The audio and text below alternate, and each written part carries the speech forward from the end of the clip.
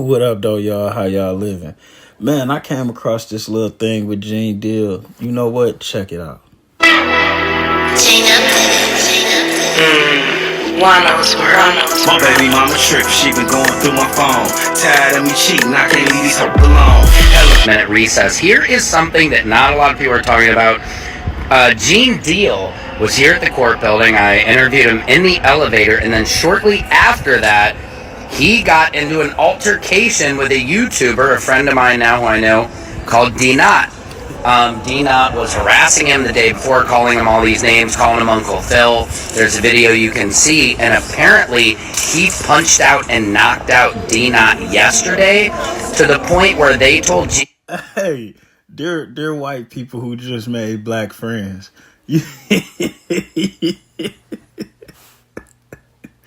I know what you're doing, and you being a real good friend. You helping set up his lawsuit, but you don't say he got knocked out, dog.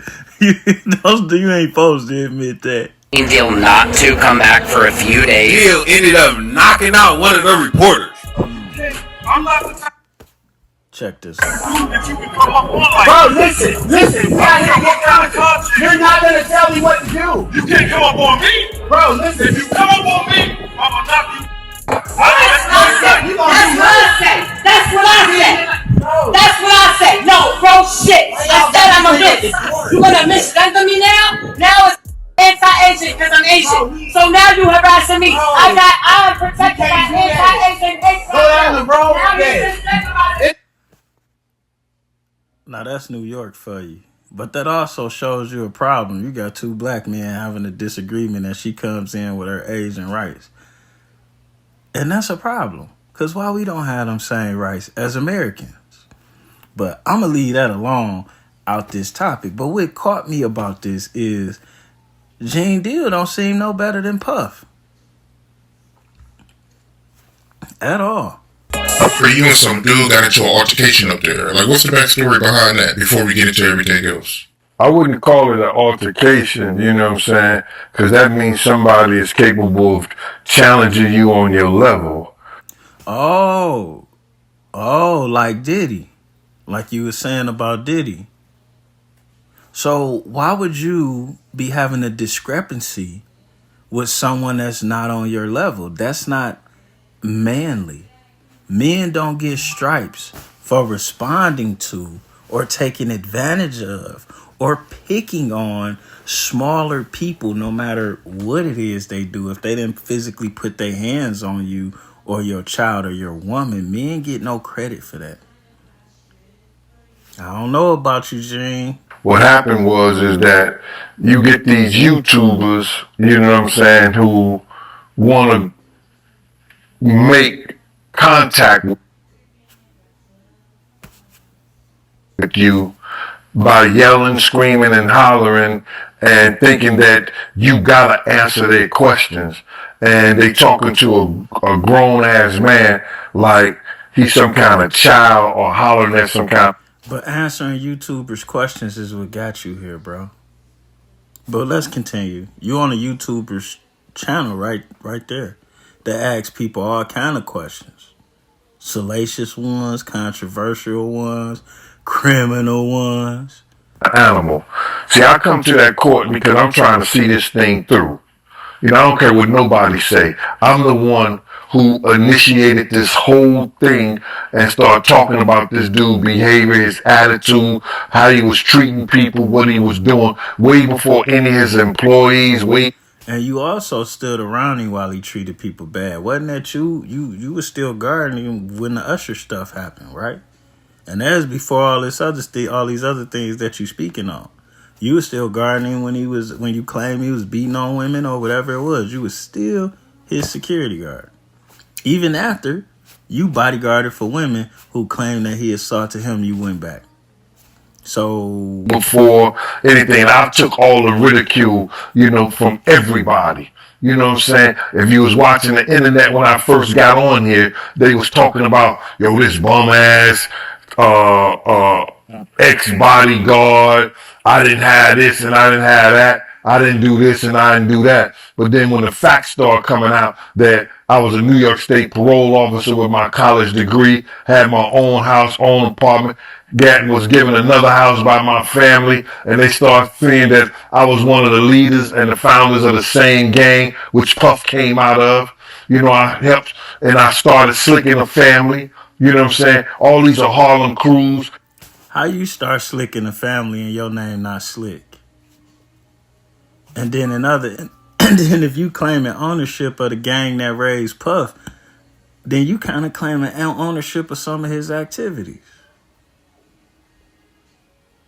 But and they start saying that the real people that was in New York City was like, yo, Gene was the man. Gene is this, you know what I'm saying? And they was wondering why I got on the internet. But I was given something to do, man. I don't care what nobody say. So I go to that court to see it through.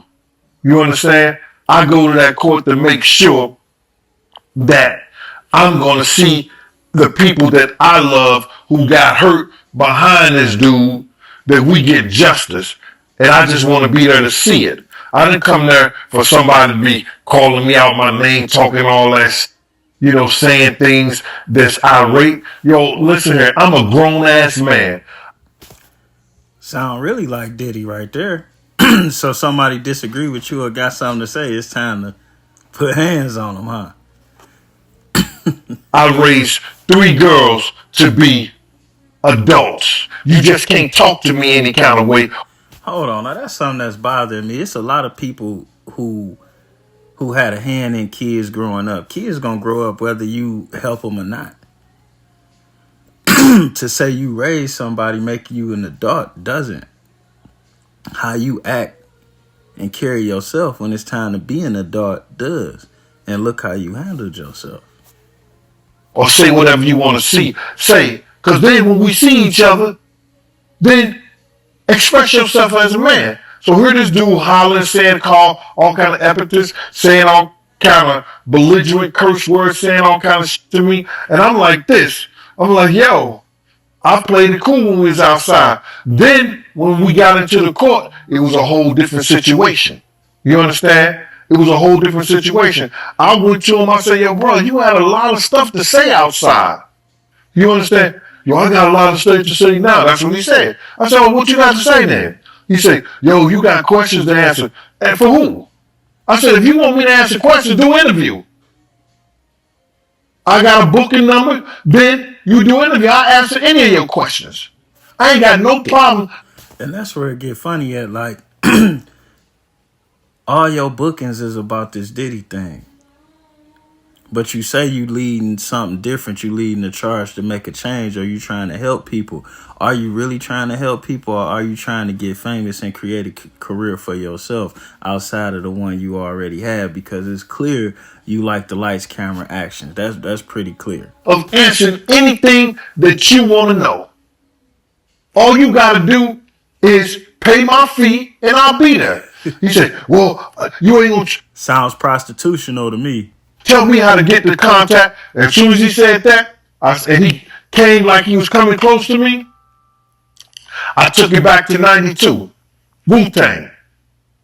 Protect your neck. And that's all I'm going to say. I mean, well, really, you said enough to get sued. You know what I'm saying? And to be honest with you, I don't wish this type of stuff on nobody. But, like, seeing what you've been wishing on people, what if that come back around to you? And then what if everybody else who you roughed up start coming to put oh, Gene did me like this, Gene did me like that. Then what you gonna do when people start talking about your actions like you've been judging this man? And this is the problem with these people. I took it back to that. I took it back to 1992 Wu-Tang. Protect your neck. And he know what I'm talking about. Then when I did... And I just wanna explain something to you guys. Now, New York laws is different. You know, in most cases, they're a little more stringent than other places. But if I punch you, that's one thing. If I slap you, that's another thing. If I shoot you below the waist, not so bad. I shoot you above the waist, it's over. That's attempt murder. But if I put my hands around your neck and I choke you, that's attempt murder. That's attempt murder no matter how you want to slice that one. that, the next thing you know, a girl came, the guards started coming and stuff like that, and he told the guards, yo, watch the camera. He hit me. That's what he said to the guard. So one guard was like this. One guard got in front of me, and I moved. He said, yo, Gene. He said, yo, Gene, because he know me. He said, yo, Gene, you could just knock me down, bro. Just take a couple of days and get up out of here. And so I was leaving. So he... That really sound like Diddy. So you waited. You ain't want to deal with the guy outside. You waited till y'all got inside in close proximity with each other, where you knew you had the ups and you knew people, where you knew you could have got out of there. But we both know if he would have put hands on you in there, he couldn't have just got out of there like that. That's Diddy. That's you talking about people abusing power while you abuse your power because you an ex-cop. He got his camera, and then somebody called my name. He called my name like that. I turned around, and I just said to him, I said, yo, bro, I'm not that dude that you could just run up on. I'm not that dude that you could say whatever you want to say. I'm a grown-ass man. You know what I'm saying? I'm not that dude that you could say whatever you want to say to, because if you run up on me, I'm going to knock you the F out. And see, this the problem. While they sitting here talking about they want to change the world and help kids and shit like that, let me tell you something. People can say whatever the fuck they want to. They can say it to you. They can say it in your face. They can yell it over the internet. They can type it in the keyboard on Twitter. And if you dumb enough to ruin your life because somebody said something, then I guess you might deserve what comes your way. Now, if somebody ain't, I can see somebody like, nigga, I'm about to kill you, and they reach you for a gun, that's different. But somebody, and then I from with the video, we just seen that video, that dude wasn't being belligerent. And calling him Uncle Phil fits. You kind of look like Uncle Phil, bro. Build, complexion. You look like Uncle Phil with a baseball cap and a hoodie. That's a fact. And that's how that went, bro. And there's nothing I'm proud of.